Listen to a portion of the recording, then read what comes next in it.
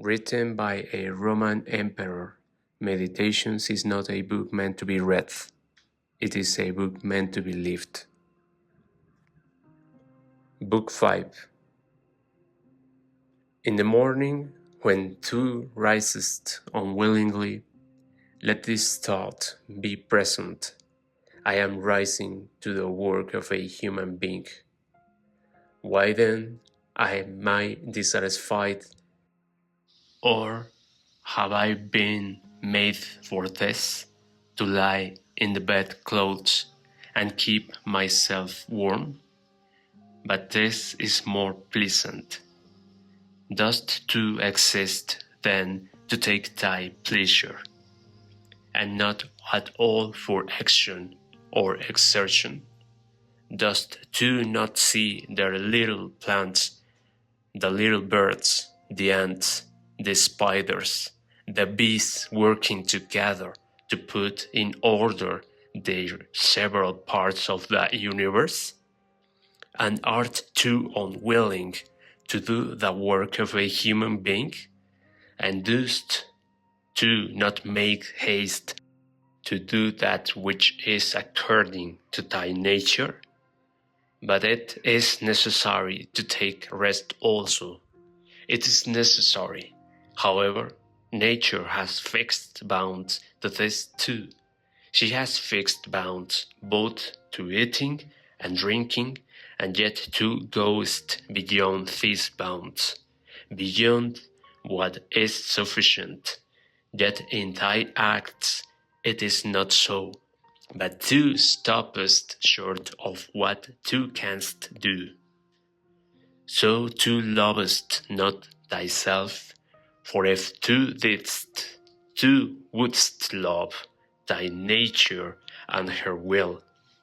But those who love their several arts exhaust themselves in working at them unwashed and without food.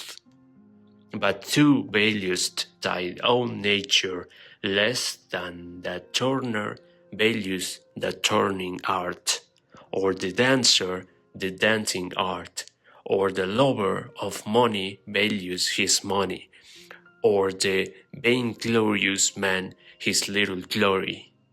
And such men, when they have a violent affection to a thing, choose neither to eat nor to sleep rather than to perfect that things which they care for. But are the acts which concern society more vile in thy eyes and less worthy of thy labor?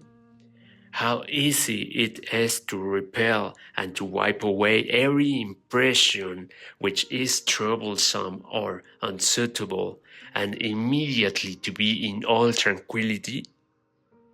Judge every word and deed which are according to nature to be fit for thee, and be not diverted by the blame which follows from any people, nor by their words.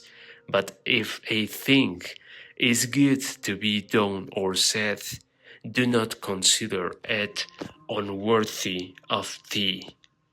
For those persons have their peculiar leading principle and follow their peculiar movement, which things do not to regard, but go straight on, following thy own nature and the common nature, and the way of both is one.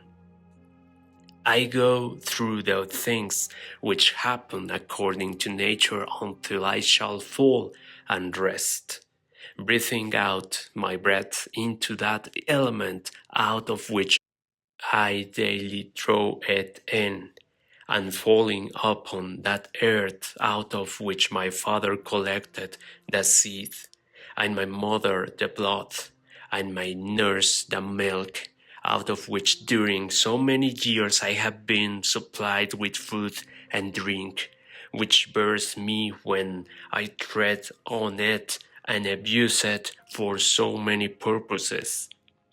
Thou sayest, men cannot admire the sharpness of thy wits. Be it so, but there are many other things of which thou canst not say, I am not formed for them by nature. Show those qualities then which are altogether in thy power: sincerity, gravity, endurance of labor, aversion to pleasure, contentment with thy portion, and with few things, benevolence, frankness, no love of superfluity, freedom from trifling magnanimity. Dost thou not see how many qualities thou art immediately able to exhibit, in which there is no excuse of natural incapacity and unfitness, and yet thou still remainest voluntarily below the mark? Or art thou compelled, through being defectively furnished by nature, to murmur, and to be stingy, and to flatter, and to find fault with thy poor body, and to try not to please men, and to make great display, and to be so restless in thy mind?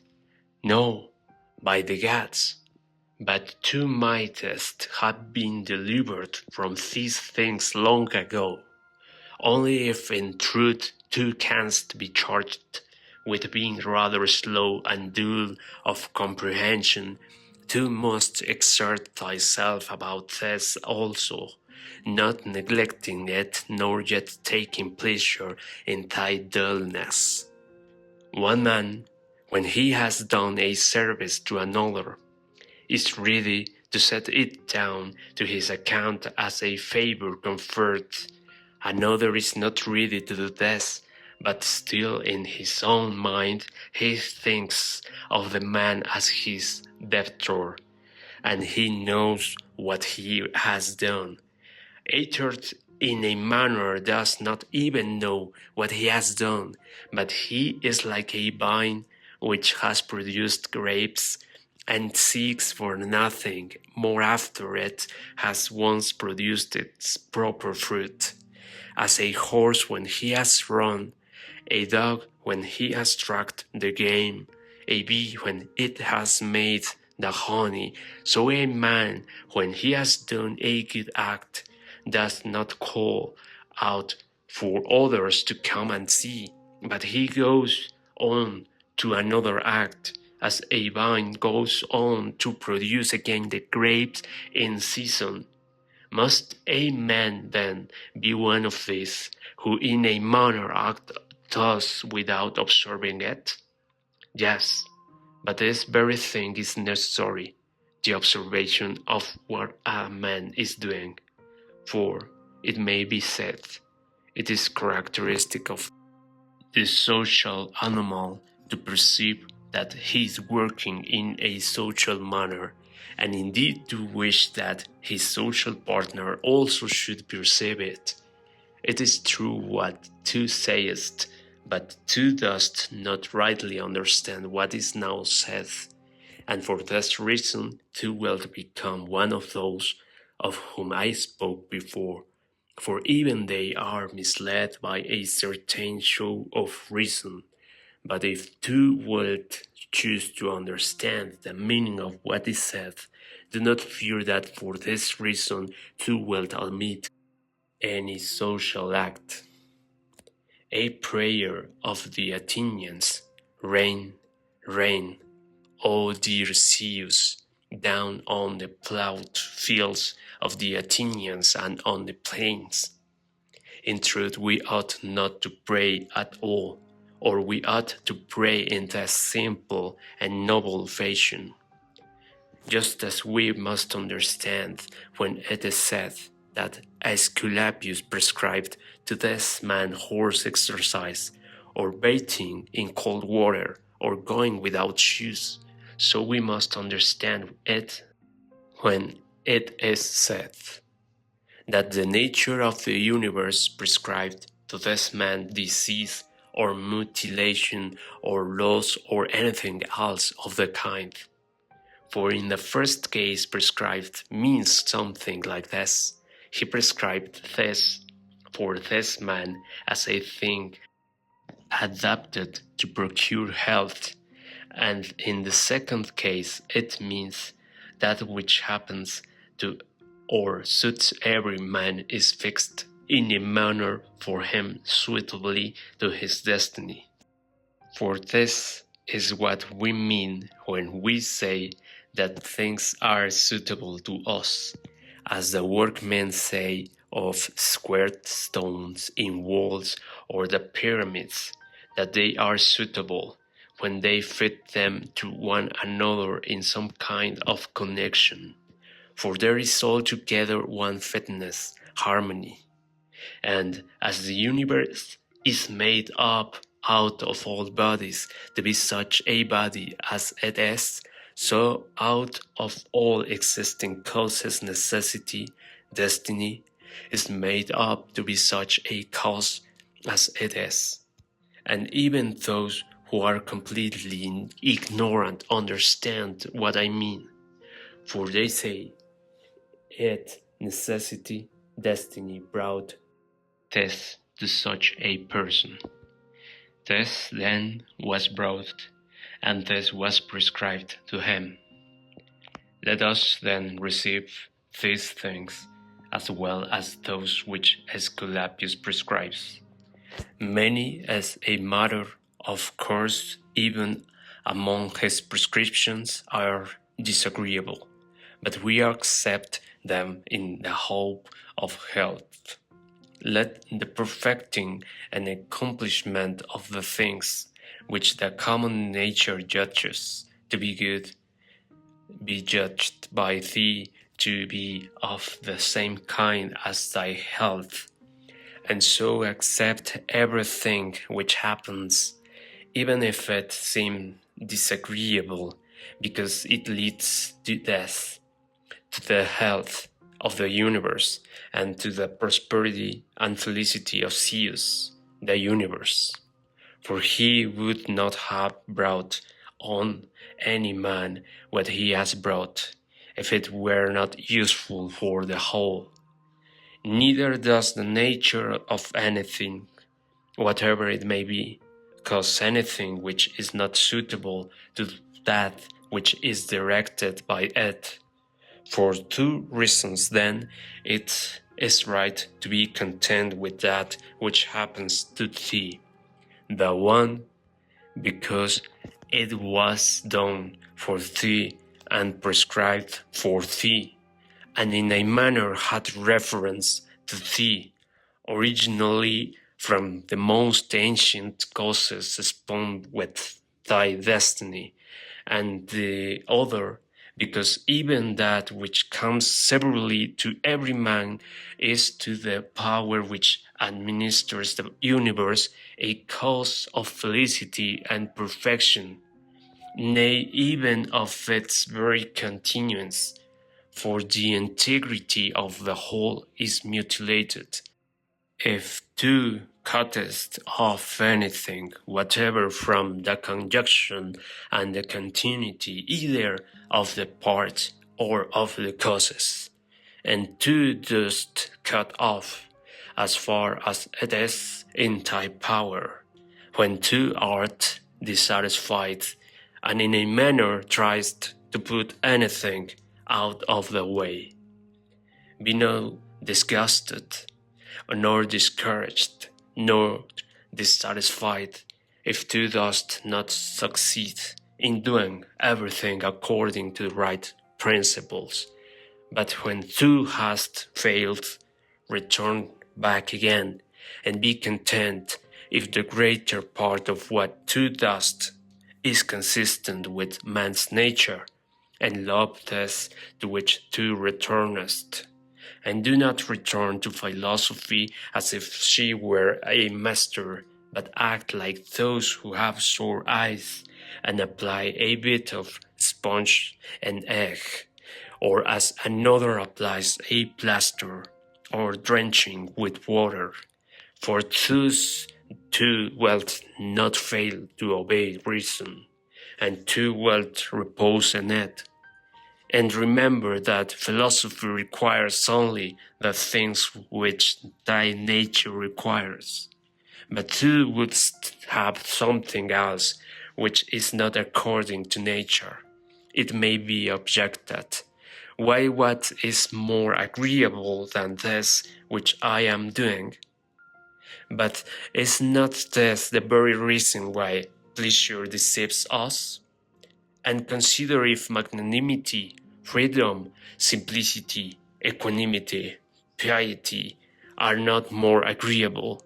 For what is more agreeable than wisdom itself, when thou thinkest of the security and the happy course of all things which depend on the faculty of understanding and knowledge?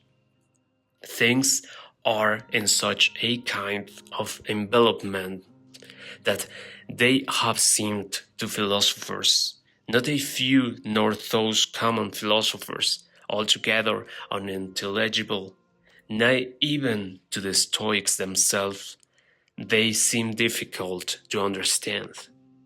And all our assent is changeable, for where is the man who never changes? Carry thy thoughts, then, to the objects themselves, and consider how short-lived they are and worthless, and that they may be in the possession of a filthy wretch, or a whore, or a robber. Then turn to the morals of those who live with thee, and it is hardly possible to endure even the most agreeable of them, to say nothing of a man being hardly able to endure himself.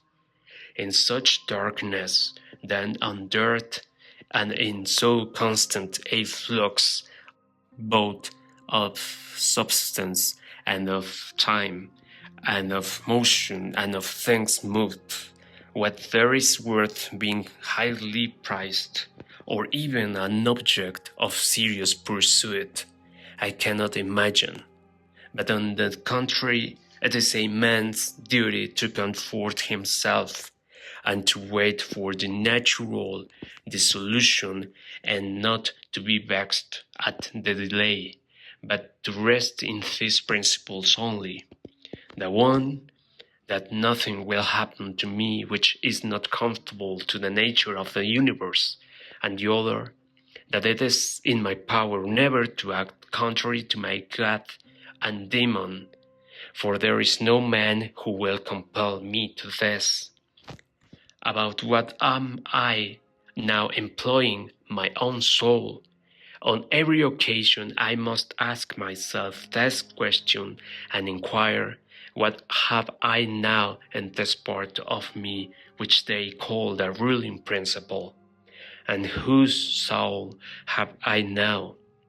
That of a child, or of a young man, or of a feeble woman, or of a tyrant, or of a domestic animal, or of a wild beast? What kind of things those are which appear good to the many, we may learn even from death.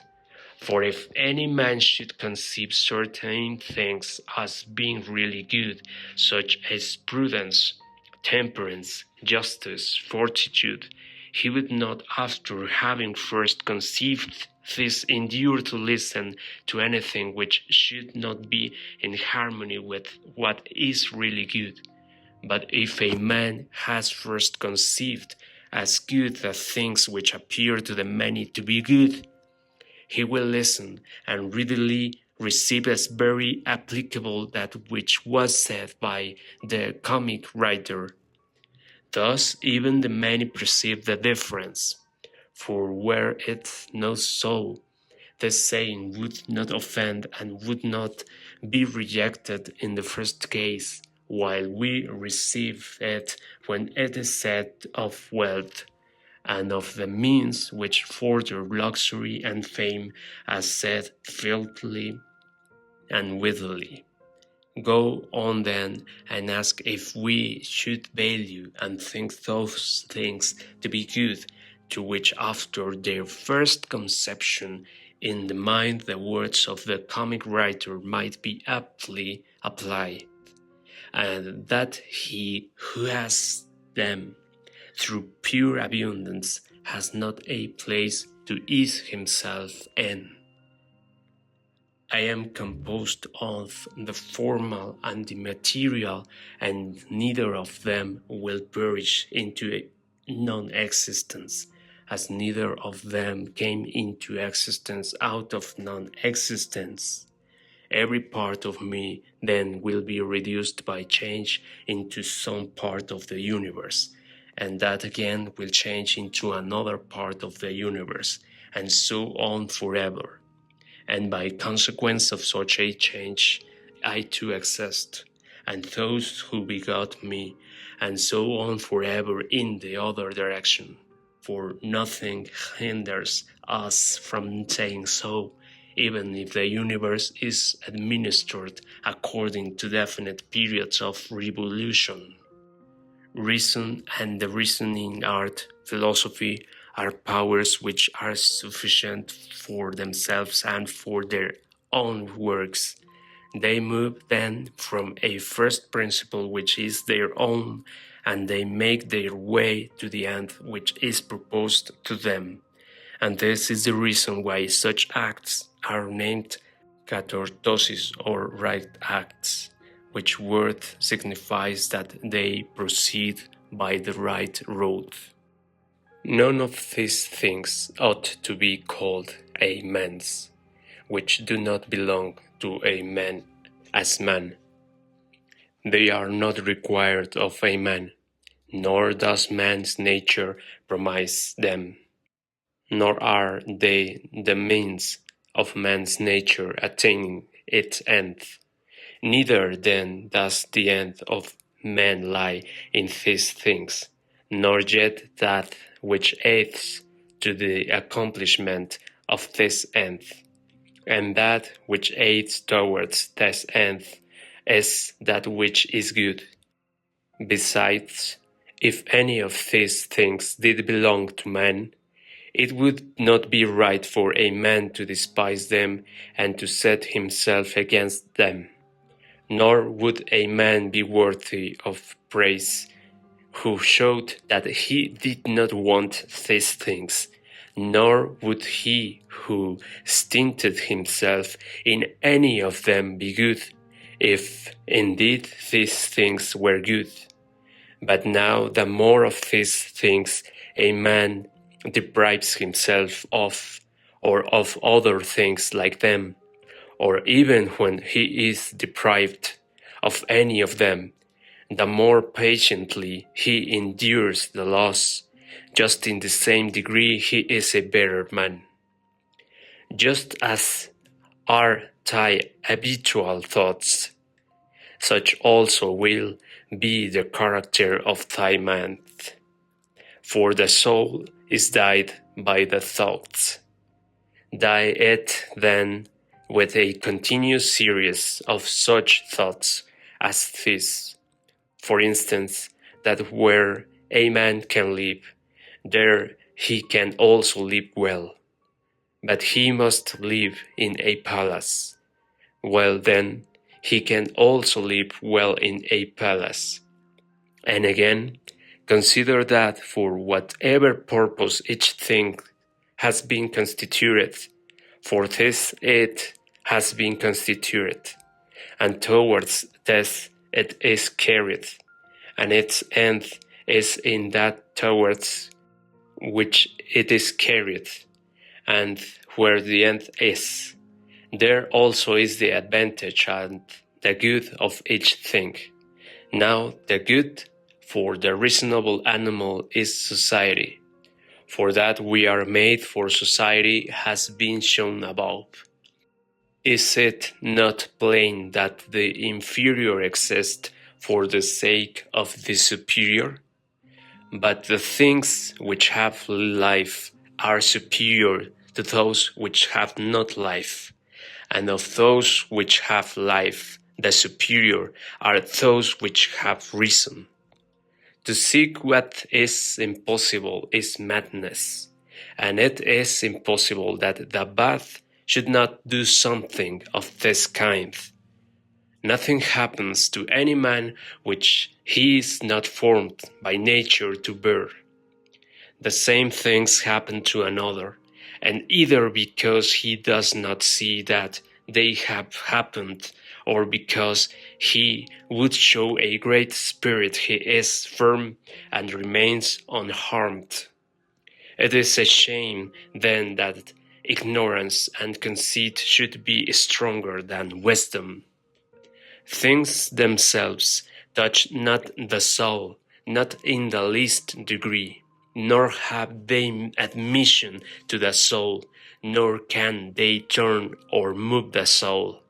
But the soul turns and moves itself alone, and whatever judgments it may think proper to make, such it makes for itself the things which present themselves to it.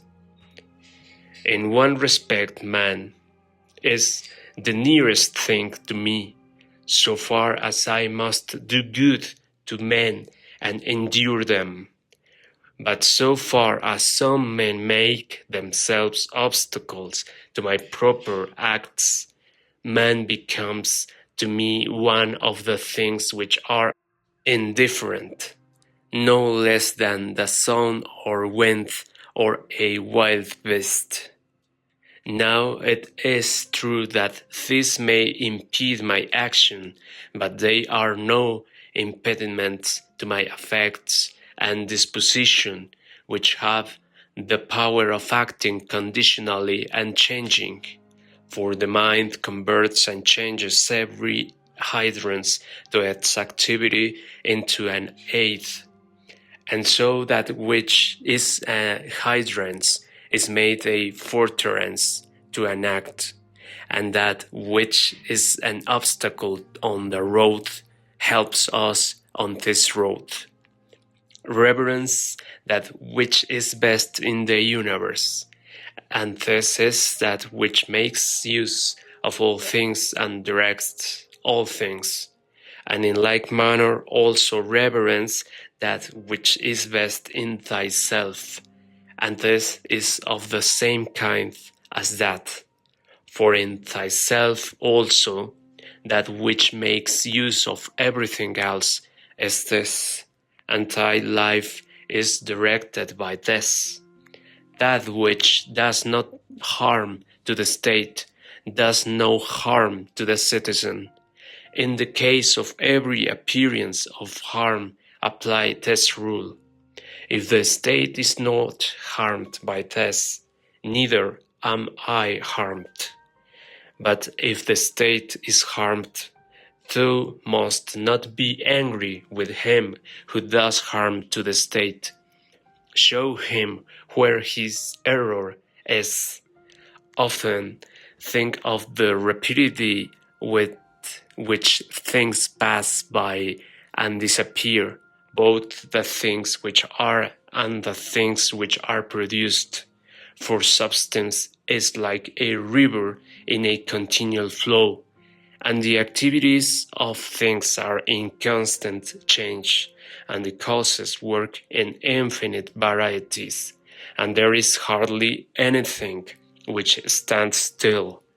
And consider this which is near to thee, this boundless abyss of the past and of the future, in which all things disappear. How then is he not a fool who is puffed up with such things, or plagued about them, and makes himself miserable? For they vex him only for a time, and a short time. Think of the universal substance, of which thou hast a very small portion, and of universal time, of which a short and indivisible interval has been assigned to thee, and of that which is fixed by destiny, and how small a part of it thou art. Let him look to it. He has his own disposition, his own activity. I now have what the universal nature wills me to have, and I do what my nature now wills me to do. Let the part of thy soul which leads and governs, be undisturbed by the movements in the flesh, whether of pleasure or of pain, and let it not unite with them, but let it circumscribe itself and limit those effects to their parts. But when these effects rise up to the mind by virtue of that other sympathy that naturally exists in a body which is all one, then two must not strive to resist the sensation, for it is natural, but let not the ruling part of itself add to the sensation the opinion that it is either good or bad. Live with the gods, and he does live with the gods who constantly shows to them his own soul is satisfied with that which is assigned to him, and that it does all that the daemon wishes, which Zeus had given to every man for his guardian and guide, a portion of himself. And this is every man's understanding and reason. Are too angry with him whose armpits stink? Are too angry with him whose mouth smells full? What good will this danger do thee? He has such a mouth, he has such armpits. It is necessary that such an emanation must come from such things. But the man has reason, it will be said, and he is able, if he takes pain, to discover wherein he offends. I wish thee well of thy discovery. Well then, and thou hast reason, by thy rational faculty stir up his rational faculty. Show him his error, admonish him, for if he listens, thou wilt cure him, and there is no need of anger, neither tragic actor nor whore. As thou intendest to live when thou art gone out, so it is in thy power to live here. But if men do not permit thee, then get away out of life, yet so as if thou wert suffering no harm. The house is smoky, and I quit it. Why dost thou think that this is any trouble? But so long as nothing of the kind drives me out, I remain, am free, and no man shall hinder me from doing what I choose, and I choose to do what is according to the nature of the rational and social animal. The intelligence of the universe is social. Accordingly, it has made the inferior things for the sake of the superior, and it has fitted the superior to one another. To seest how it has subordinated, coordinated, and assigned to everything its proper portion, and has brought together into concord with one another the things which are the best. How hast thou behaved hitherto to the gods, thy parents, brethren, children, teachers, to those who looked after thy infancy, to thy friends, kinsfolk, to thy slaves? Consider if thou hast hitherto behaved to all in such a way that this may be said of thee, never has wronged a man in deed or words. And call to recollection both how many things thou hast passed through, and how many things thou hast been able to endure, and that the history of thy life is now complete and thy service is ended. And how many beautiful things thou hast seen, and how many pleasures and pains thou hast despised, and how many things called honorable thou hast spurned, and to how many ill-minded folks thou hast shown a kind disposition. Why do unskilled and ignorant souls disturb him who has skill and knowledge? What soul then has skill and knowledge? That which knows beginning and end, and knows the reason which pervades all substance and through all time by fixed periods, revolutions, administers the universe.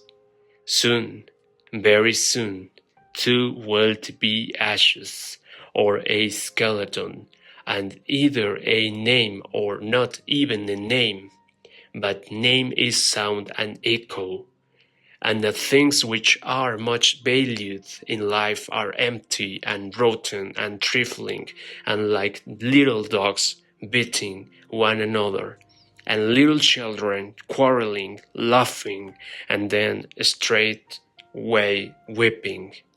But fidelity and modesty and justice and truth are fled up to Olympus from the widespread earth.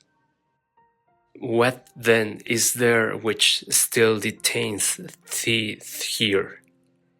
If the objects of sense are easily changed and never stand still, and the organs of perception are dull and easily receive false impressions, and the poor soul itself is an exhalation from blood, but to have good repute amidst such a world as this is an empty thing. Why then dost thou not wait in tranquillity for thy end, whether it is extension or removal to another state? And until that time comes, what is sufficient? Why, what else than to venerate the gods and bless them, and to do good to men, and to practice tolerance and self-restraint? But as to everything which is beyond the limits of the poor flesh and breath, to remember that this is neither thine nor in thy power. Thou canst pass thy life in an equable flow of happiness if thou canst go by the right way, and think and act in the right way. These two things are common both to the soul of God and to the soul of man, and to the soul of every rational being, not to be hindered by another, and to hold good to consist in the disposition to justice and the practice of it, and in this to let thy desire find its termination. If this is neither my own badness nor an effect of my own badness, and the commonweal is not injured, why am I troubled about it? And what is the harm to the commonweal? Do not be carried along inconsiderately by the appearance of things, but give help to all according to thy ability and their fitness, and if they should have sustained loss in matters which are indifferent, do not imagine this to be a damage, for it is a bad habit. But as the old man, when he went away, asked back his foster child's top, remembering that it was a top, so do too in this case also. When thou art calling out on the rostra, hast thou forgotten, man, what these things are? Yes, but they are objects of great concern to these people? Will to then be made a fool for these things? I was once a fortunate man, but I lost it. I know not how. But fortunate means that a man has assigned to himself a good fortune, and a good fortune is good disposition of the soul, good emotions, good actions. If you enjoyed this audiobook, you may also like Plato's Apology and Phaedo available on this channel.